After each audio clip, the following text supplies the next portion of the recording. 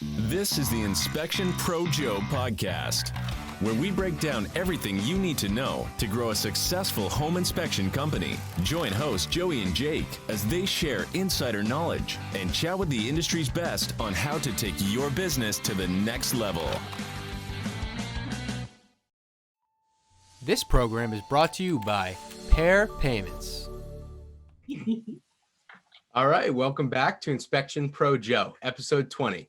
Today, Joey and I are very excited to have Laura and Jim Troth of Habitation Investigation out of Ohio with us today. Joey? We're extremely excited to have you guys. You know, for our listeners, they've grown one of the largest home inspection companies in the state of Ohio, husband and wife team.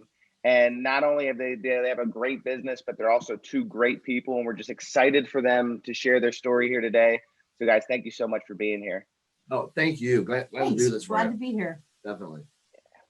Definitely. All right. So how, Joey, go ahead, take it away, Joey. No, you go ahead. So we were very excited to hear, a little bit about your story, because when I looked into you guys online, I had met you in Indiana actually, but I didn't know how you started your business. I know where you were now, and I was even more impressed to find out where you started. So I looked into you guys a little bit, and I saw that it sounded like in 2002, you guys took the leap to start your business, and Jim had been working in a factory. And what made you say, this is what we want to do, and we're doing it now? Well, our background was both degrees in psychology, and she did a lot of social work. I did as well. Got tired of doing that. There's really only so many years you should be involved in that type of business, because it is rough. High burnout. Yeah, a lot of burnout rate. So I always wanted a business, and we had recently moved down this area to be closer to my parents. And we just had two kids. They were very little at the time, like year and then year and a half, and then 6 months. Yeah. Something like that. They were little. So I wanted out of psychology, that whole field. So I worked a third shift factory job, because it would not interfere when Laura and the girls had doctor's appointments or anything else going on. So that's why I did that third shift job. But then during the day, I hated third shift. I hated factory work. It was very monotonous. It was horrible. Yeah. Not for me. So then during the day, I took home inspection classes, and I would do inspections and market the home inspections. Mm-hmm. Oh, wow. So you started kind of part-time doing it on the side. Yeah. Yes. Because I need to make certain that she had income coming. We had income coming in insurance through the factory job. Right.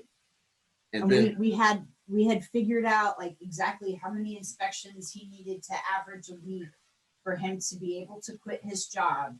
And like we had this whole plan worked out, and we just one day took the leap of faith when we were close to that, and his parents had a heart attack, and oh yeah, they're what are you doing?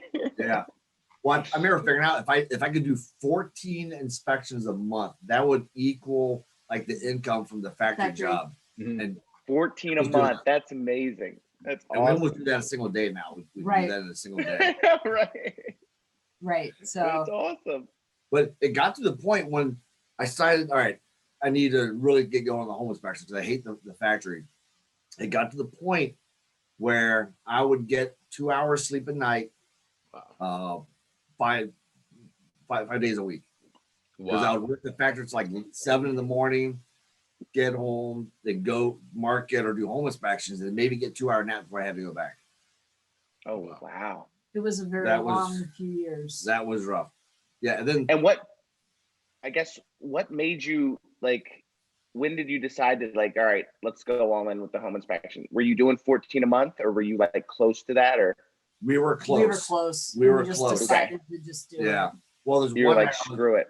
Yeah. Well, one night I was getting ready to go to work, and Caitlin, who are our oldest, I think she was 3, maybe then 4, maybe 4. I'm not certain. I was getting ready to go to work. It was like 10:30. Says, hey, why are you going to work? I'm like, well, I'm going there to go earn money.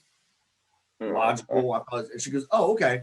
She turns around and then takes off. I'm like, okay, I guess that answers her question. Well, she comes back about 30 seconds later, maybe a minute, holding play money. He goes, here, Dad, now you don't have to go to work tonight. Oh. So that's when I said, all right, I'm done. I'm doing one thing. I'm not doing I really want to get out of the factory then. So we really started putting systems in. And well, in a few months after that, I think I was done with the factory work. That's awesome. And then once you got done the factory business, how long did it take you to get to multi-inspector, or did the business like just take off, or what was the transition like after you said, all right, we're done with this, I'm done going into the factory at night? How did that look for those? Because I'm sure that a lot of our listeners are in the same boat as you, or were in the same boat as you, where they have two jobs and they're contemplating, how do I take that leap, and what does that leap look like when you go all in on something? Well, at first I had no interest in being a multi-inspector company. I had no desire in doing that, because I've always heard it was a big headache and all that, so I didn't want to do it. But it got busy enough where I would schedule inspections while driving down the road, and try to. So it got where I couldn't handle doing the scheduling and the inspections and everything else. So Laura took over the phone. He threw it at me on his way out. I kind of lobbed it to her. I'm like, hey, Literally. I can't take phone calls anymore. Can you help out? That was my introduction. Here's the phone. I can't answer it. Yeah, and that was the first system. It was like, here, take care of the phone call. Here's an information sheet to take down the information when somebody needs a home inspection. I'm like, that was the very first system. So we figured out wow, found a calendar scheduling system. So this was way back when, and we had, it was like 2007. Yeah, we had the scheduling system, receptionist, and yeah. So wow. So then she started taking over the scheduling and getting access codes and everything, which helped out a ton. And then we got busier. And then it continued to get busier.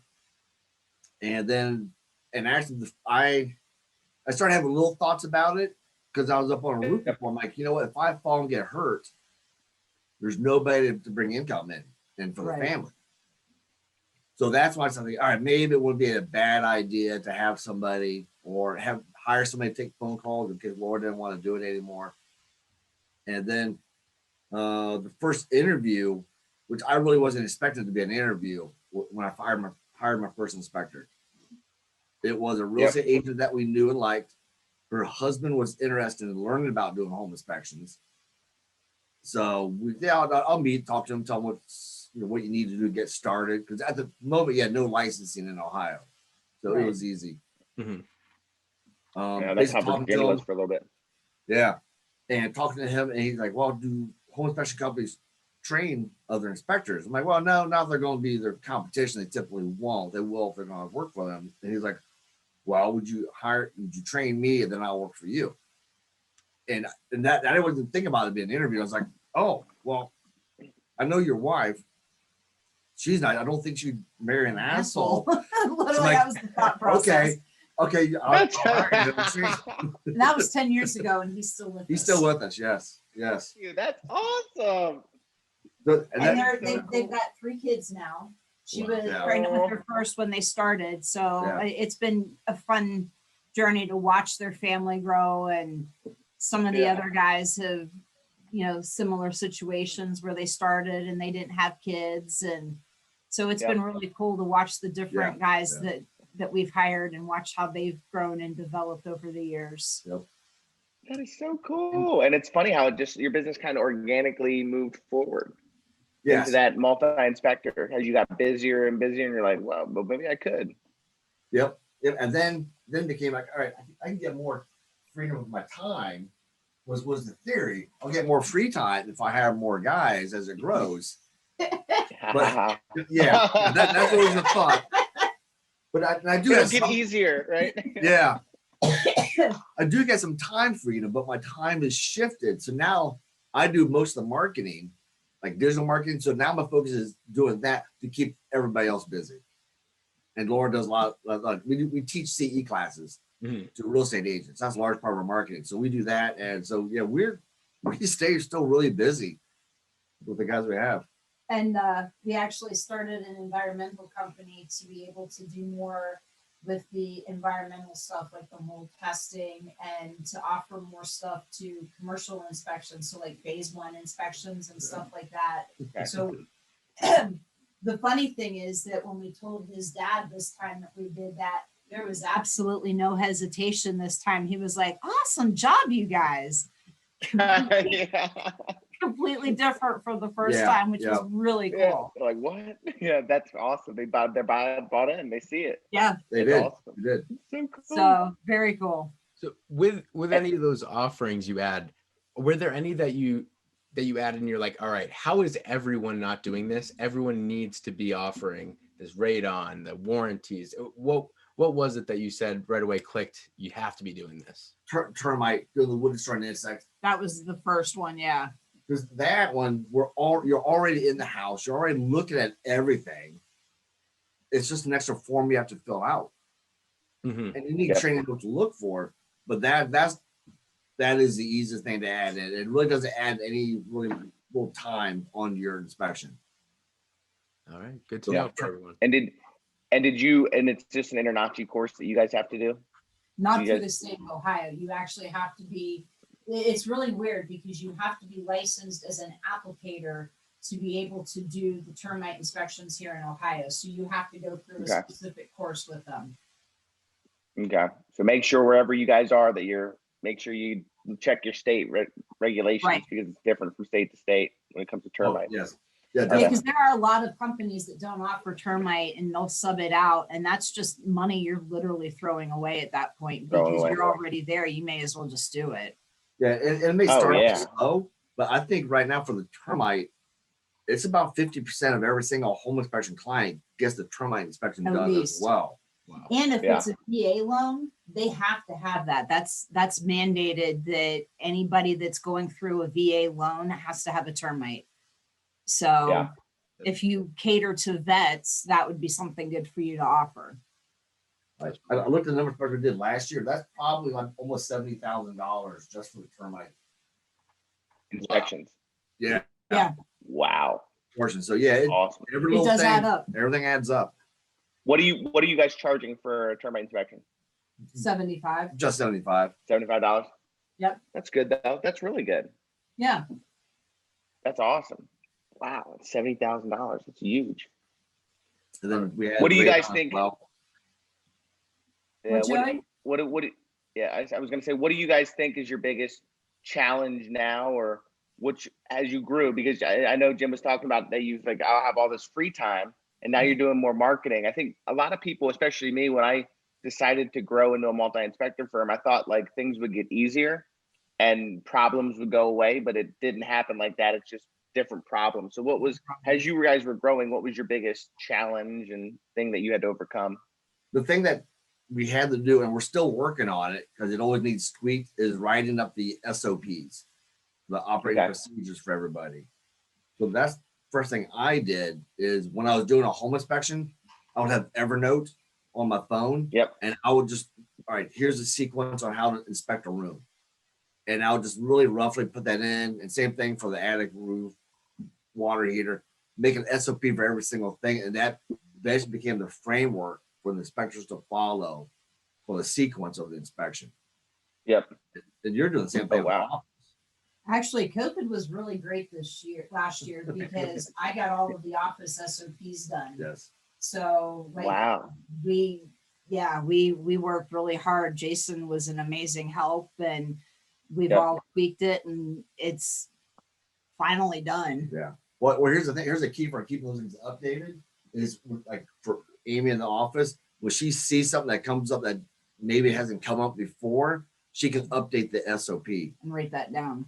So now that's part of her Cool. task is to update that. And we have an inspector manager, and what he does, he will update the inspector's SOPs as well for certain areas. SOPs. Yep. Oh, that's awesome. That's huge. And how was it easy to implement? Was it easy to get people to like follow them, or were they already kind of doing that? Well, Jason It was is. already kind of doing it because he was helping create them. So he had Yeah. a pretty decent idea of what he was doing.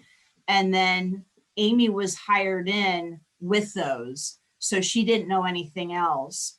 And the other new girl that we have has been using those also. So they've been in place for the last 2. So it wasn't a hard buy-in. That's all they've known. And it speeds up the training And as well. Yeah.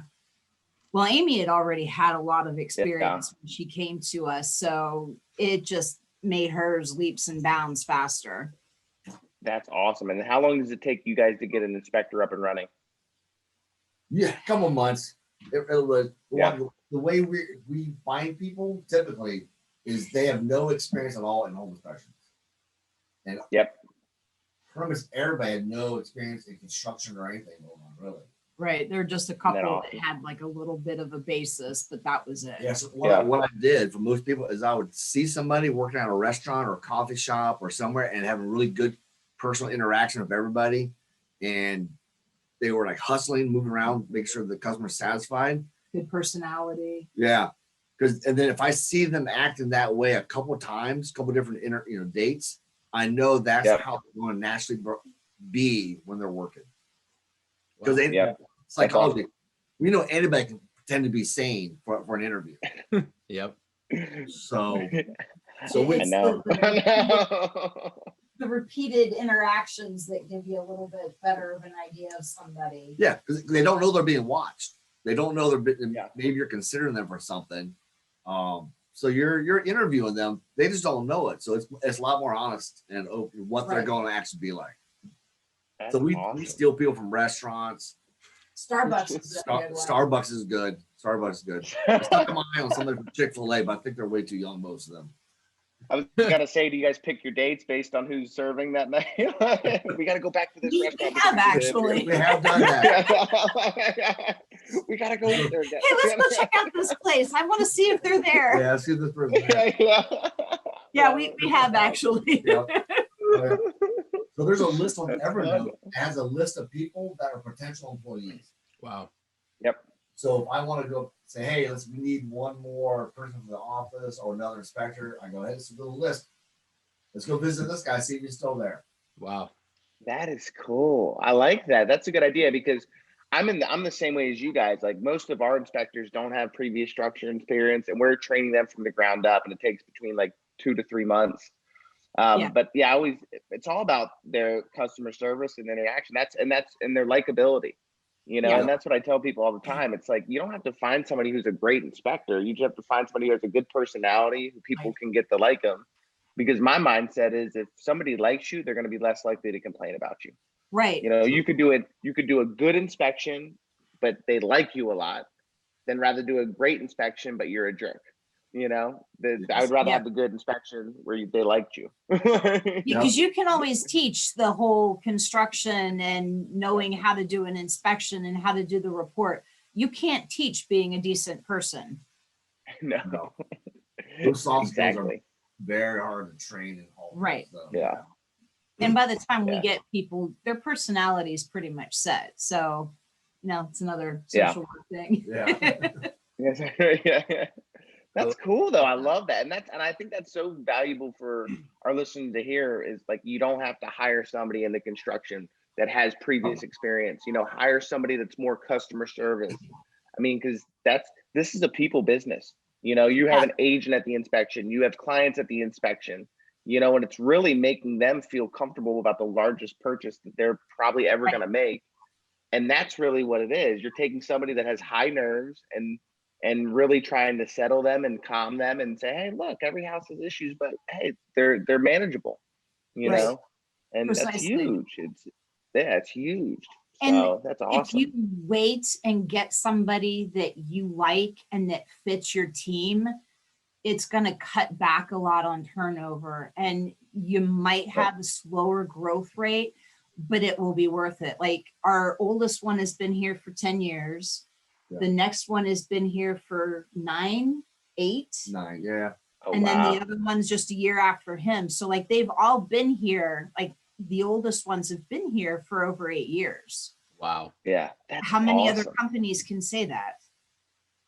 Not especially this day and age where everyone's jumping ship and instant gratification and leaving for this or pay, and it's crazy. And we work very hard to keep our guys and to make sure that we have a good environment for them and that we keep them and that they're happy. I tried hiring one inspector that was already an inspector. Remember the guy who was a fireman?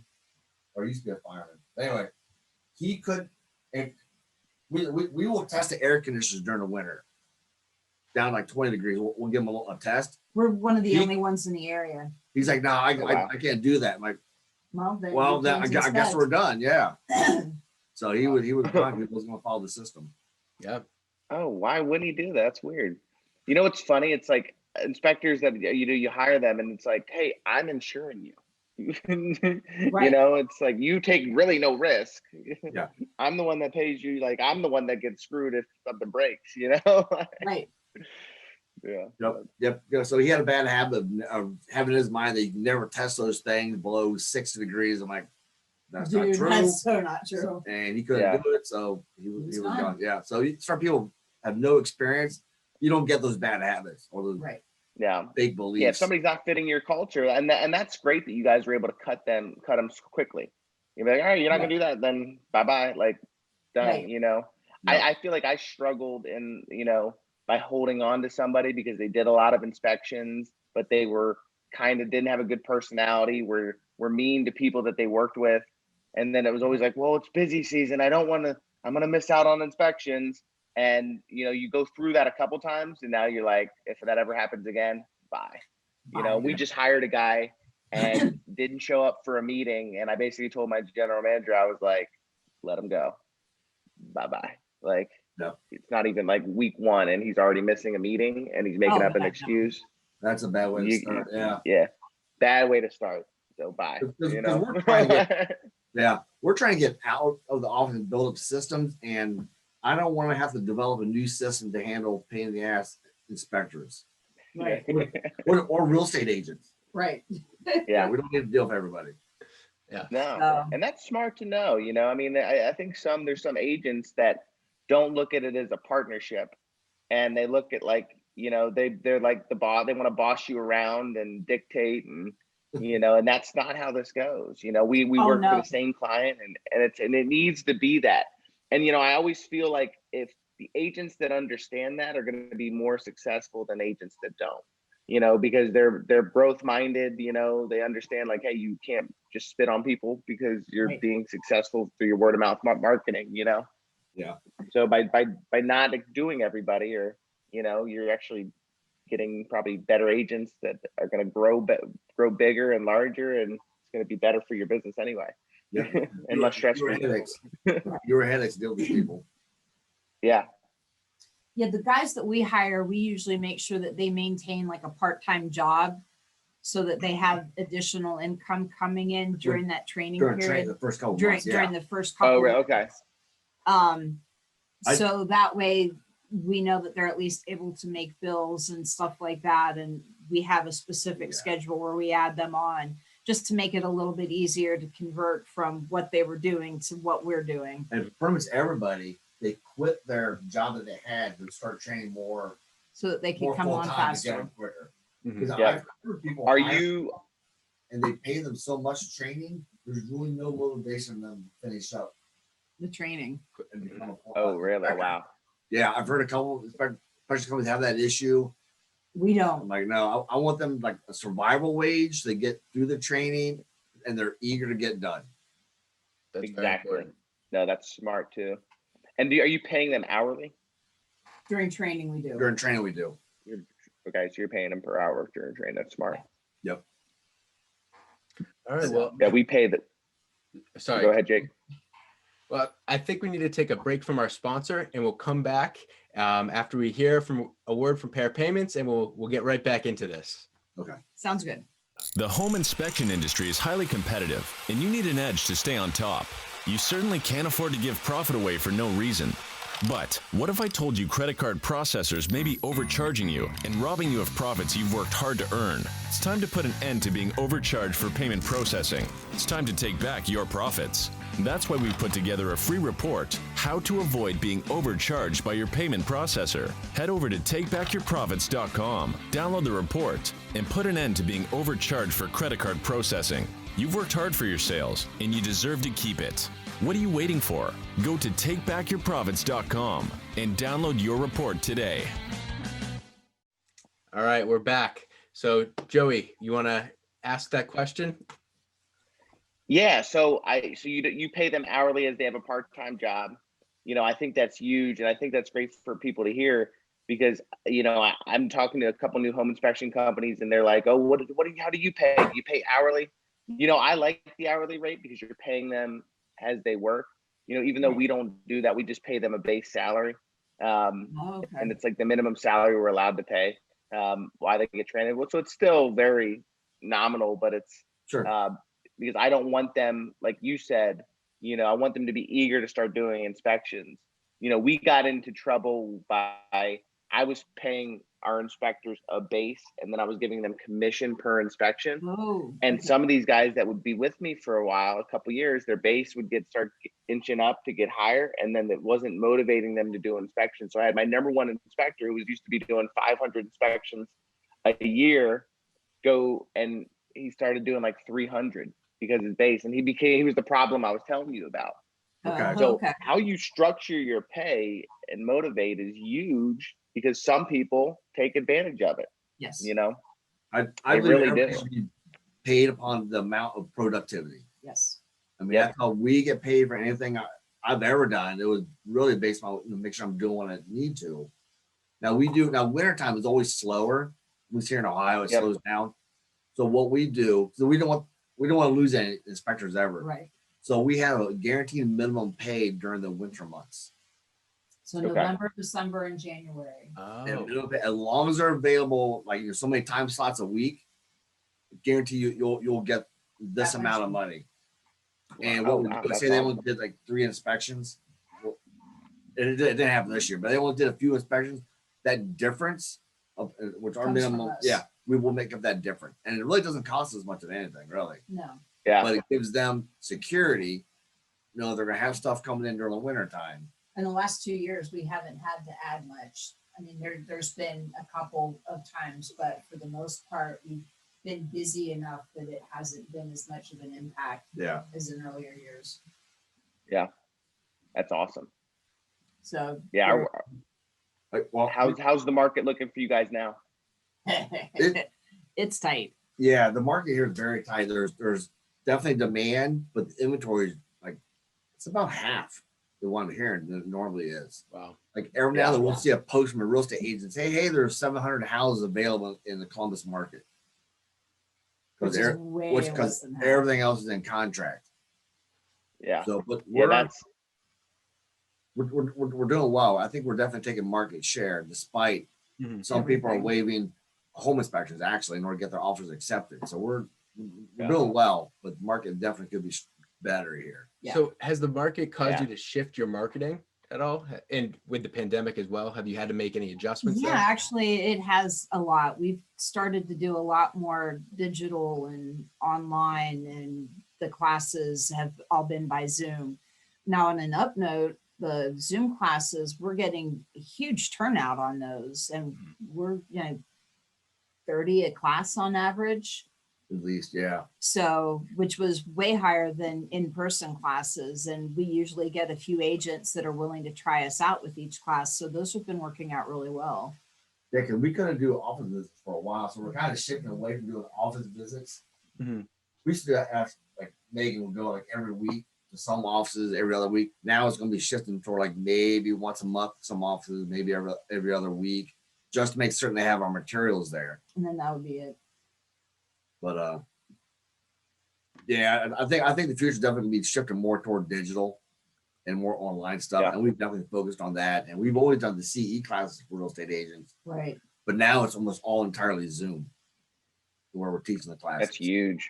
Yeah, and it's been working really well. And then I have like our marketing pieces. I have them in digital format. So at the end of the class, I've been sending stuff out to the agents that are in the class with like the warranties and the things that we offer so that they can see all of that and they could just forward that to a client if they want to. That's awesome. Yeah, the C courses are huge for us too. And it's funny, like exactly what you said, because of the pandemic, we're getting so many more people online in a Zoom and you're touching so many more people than before the pandemic. I used to do C courses in person. I would get like 3 or 5 people that showed up, you know, we'd have one person register, and then you'd get there, and maybe like two stragglers would come in, like, oh, you're doing a class? Yeah. Be like 3 people. You're like, I don't know if this was worth it. How many of you guys use us? 2 of you already used me. Okay. Yeah. And I always say when we go to an office to teach, they go, hey, can you give us lunch? That was always hey, we'll have 15 people here. You get there, there's only 7. There's only 7. I'm like, but you bought lunch for 15. Yeah, but you buy It sounds like taking those home. The time to pick up the food, you're teaching the class, travel time to and from, you're like 2 hours in easily. wow. 2.5, 3 hours into the time. And most of them in that office already use you. Yeah. And with Zoom class, we can go from bedroom to this room, teach it, and we're exactly like an hour and 15 minutes for everything. And on top of that, in that Zoom class, we're reaching agents from all across the state. So like we had someone from Cleveland, we've had several people from Dayton, Cincinnati, which we're trying to get into more. So we couldn't do that if it was in person because you're limited to how far you can drive. Yeah. And so the Zoom is so much easier because you can reach so many more regional areas, and it makes it really nice. I think the most we've had on Zoom class was 60 something. 60 Yeah. something in a Wow. class. That's awesome. So it sounds like this is here to stay. The Zoom stuff is here to stay. So I really hope so. What it used to be like a year ago, like, hey, can you teach Zoom class? Can you teach class virtually? Like, what, we got that approved. Yeah, we can do that. Now it's like, hey, can you teach a class in person? Yeah, we can do that we too. can do that too. That's the new thing is doing things in person. So I had a lender the other day wanting to know if we can do that. So we may be doing something for him. So yeah, it's definitely here to stay, I think. Yes. Now I do know that Ohio has put a caveat that they can revoke the Zoom classes at any time. Mhm. But I'm really hoping that they don't. I think they're going to see that it's working out well for people. And with the preferred education, which is, I don't know who you go through for your classes, but that's who we use. They have a That's link right, up with Zoom. So you schedule your class in preferred education, Zoom syncs up, and everybody gets tracked, and it makes life so much nicer, and it's so much easier, and they take care of the certificates, and it just is so smooth. Yeah, if you guys aren't using preferred education and you're looking for a way to expand, they make it so easy for you guys. Check them out. You know, and I love that too, that they attract the people in the class. So it's just marketing attendance has become so much easier. Well, they already have so many classes set up that you can use from your database because they pull from everyone across the country, and like you can get classes added from all across. So you sign up with them and you've automatically got classes that you can teach once you get approved from the state. Wow. And it's just that quick. Yep. Yeah, it's great. And like you guys said, like this is here to stay. And that's one way where we can digitally get in front of people, and a lot of people now. It's huge. It's we huge. usually will ask the agents if there's a class they want to see. So we use them for ideas on making classes. Yeah. Yeah. We tailored to create some classes for them that they like. And then you can always pull off like your reviews, and you can look at them from preferred education to see what you need to tweak, or, you know, if there's any suggestions for other classes. And it's really good way to keep an eye on how you're doing. Yeah, no, that's great. Yep. Awesome. Well, thank you guys so much for being here. We really appreciate it. I'm sure our listeners got a lot of value out of everything, and just the way that you've grown and how you were, you know, part-time, went full-time, and that really made the difference. And, or just, I love how you hire people, you know, that you grab people that have good personalities. I think that's so huge for people to hear, that you do not need inspection experience. You would rather have somebody who's great with a customer. Yeah. You prefer they don't. That's so awesome to hear. You just need good personality, and you can train them the rest. Yeah. Now here's something we do that helps with employee retention, and I'm certain it does. We're family based, but we will reimburse all the each employee up to $50 a month to go out on date night with their. Oh, really? Oh. So Wow. they go, they make a post and hey, Facebook, hey, I'm here date night. Thanks, Habitation Investigation for helping us or name us either way. Wow. And then we'll reimburse them for that. Wow. You do that once a month? Yep. Once a month, yeah. I love that. That is awesome. That is awesome. The spouses appreciate that a ton. Yep. So that's good. Yeah. That's very creative. Yeah, so that's I love another that. thing you can do to help retention. Yeah. Because then the Yeah. spouses love it. Yeah. They're like, well, Yeah. why would you ever leave them? Right? That's the goal. You need to take me a date. If you leave them, I'm leaving you. Well, Awesome. Well, thank you guys so much for Yes. your time. You are very Thank welcome. you. Nice seeing you guys. thank you guys so much. And I just want to say their website is Home Inspections in Ohio. It's Habitation Investigation. Please look at what they're doing. These guys are doing great. They're killing it. They're model home inspectors. And we just wanted to bring them on because we thought they had a lot that they could offer. And thank you guys for the insights. We really appreciate Thank it. you very You're very much. welcome. Thanks for having us. All right. Thank Bye, you guys. guys. Yeah, See you take care. next week. Thanks for listening to the Inspection Pro Joe podcast. If you haven't subscribed, go ahead and smash that subscribe button. And don't forget to hit the bell so you won't miss our next episode. This episode was produced by Jake Aronson. This has been a Pair Payments production.